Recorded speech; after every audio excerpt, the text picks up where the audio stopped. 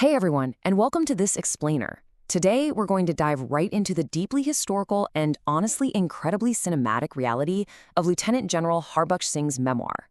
I want you to picture the steadfast, dramatic portrait of a man whose career quite literally shaped modern India.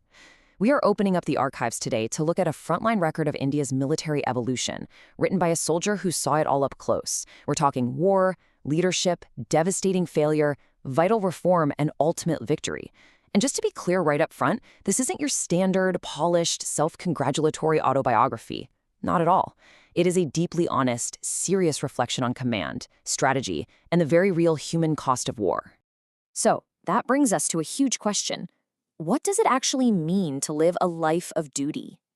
Imagine a life where duty is never just some abstract concept you talk about, but a reality where your everyday choices echo far, far beyond the battlefield. That's the question at the absolute heart of our journey today. We're going to be tracing a life where every single posting had the potential to become a massive turning point in a nation's history. All right, here is our campaign dossier for today, outlining the chronological crucibles that forged a legendary leader. We'll cover 1. A soldier's early trials. 2. Captivity and survival. 3. Forging a new army. 4. The harsh lessons of 1962. 5. Triumph in 1965. And finally, 6. The courage of conviction. Let's get into it. Section 1. A soldier's early trials. Formative years in the Northwest frontier. We're going to dive into his early life, where the bedrock of his character was really laid amidst the complex colonial structures back in 1913. Starting from his birth in 1913, his first truly crucial test comes around in 1935 in the Northwest Frontier Province. And let me tell you, this was not a quiet, comfortable posting. The harsh realities, the extreme climate, and the unpredictable, dusty terrain of the frontier became a tough, completely unforgiving school for soldiering. It was right there that he learned the absolutely critical link between terrain, troop morale, and effective command. He realized very early on that an army isn't just some machine that blindly follows orders. It's a living, breathing institution that is deeply shaped by local conditions and the sheer practical competence of its leaders on the ground. Section 2. Captivity and survival. The ultimate test of endurance in World War II. As the war broadened his global perspective in the incredibly dense jungles of Malaya, Singh faced his darkest crucible yet, becoming a prisoner of war under the Japanese. And I think this quote brilliantly illustrates the memoir's deepest lesson. A soldier's duty does not end when circumstances become unbearable. That true duty and resilience are often most visible under absolute deprivation and fear. Captivity wasn't just an episode of profound suffering for him, though it certainly was that. It was the ultimate test of endurance, of unyielding discipline, and of psychological survival. He came out of that experience not just a survivor, but as a leader whose entire worldview was permanently hardened by coming face-to-face with the absolute extremes of human conflict. Section 3. Forging a new army. From tactics to institutional command. Emerging from the horrors of captivity, Singh faced the incredibly complex task of army building in a newly independent India. He found himself commanding the 1st Battalion of the Sikh Regiment during the highly turbulent 1947 to 1948 Jammu and Kashmir operations.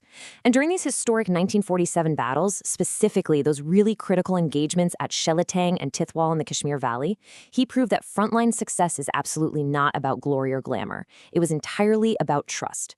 The trust between officers and their soldiers. He earned the Veer Chakra through impeccable timing, an almost innate awareness of the terrain, and decisive action under intense fire. He treats battle in this memoir not like some heroic movie scene, but as a hard, demanding professional test, where junior and mid-level leaders literally determine the outcomes.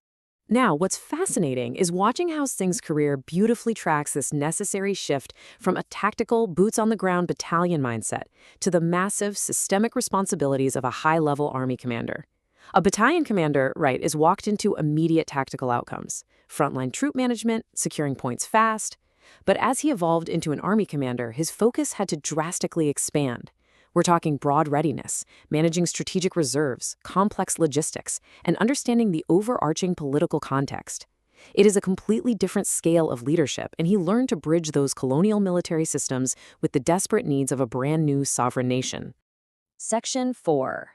The harsh lessons of 1962. Confronting systemic failure. This builds into a painful but absolutely vital chapter.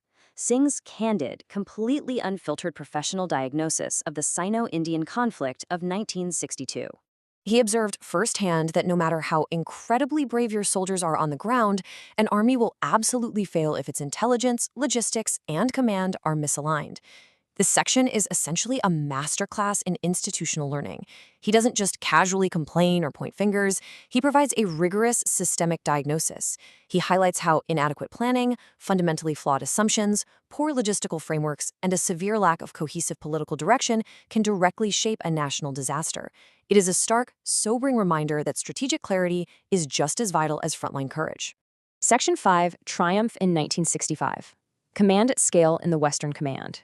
Taking those very harsh lessons directly to heart, Singh assumed control of the Western Command in November 1964, placing him dead center of the looming Indo-Pak War.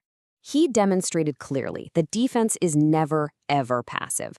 To successfully repel attacks across the massive, sprawling Punjab and J&K theaters required three critical things: anticipation of exactly where the enemy would apply pressure next, maintaining high mobility across different sectors, and strict, disciplined management of strategic reserves.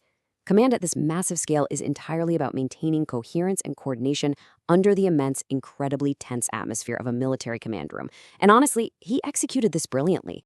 Section 6. The Courage of Conviction. The ethical center of a soldier's legacy. Finally, we arrive at the core moral theme of the entire memoir, the overarching concept of soldierly ethics. This is where the tactical becomes deeply personal and even philosophical. The crucial point here is that true leadership demands what he calls disciplined conviction. It's the integrity to act decisively and fully accept the consequences. You cannot hide behind bureaucratic procedure when immediate action is required. But on the flip side, you also cannot act recklessly. You have to assess a situation honestly, make your decision, and then firmly stand your ground. This single principle is the absolute ethical center of his entire career. You know, Singh didn't write his memoir for self-congratulation. He explicitly states, the book is not just memory, it is transmission. He wrote it to pass on his hard-earned wisdom, his very real doubts, and his institutional critiques to future generations. The book serves as a vital bridge. It preserves the knowledge of a soldier who lived through colonial service, a world war, a painful national partition, intense border conflicts, and high command, ensuring that those who follow can learn from both the historical triumphs and the devastating systemic failures of the past. As we close out this explainer, I really want to leave you with this thought. How can you take Singh's legacy of immense preparedness, disciplined integrity, and the courage of conviction and actually apply it to the complex crucibles you face in your own life today? Because leadership isn't just for the battlefield, right? It's a constant, demanding, everyday practice. Thank you so much for joining me on this deep dive into a truly monumental piece of history.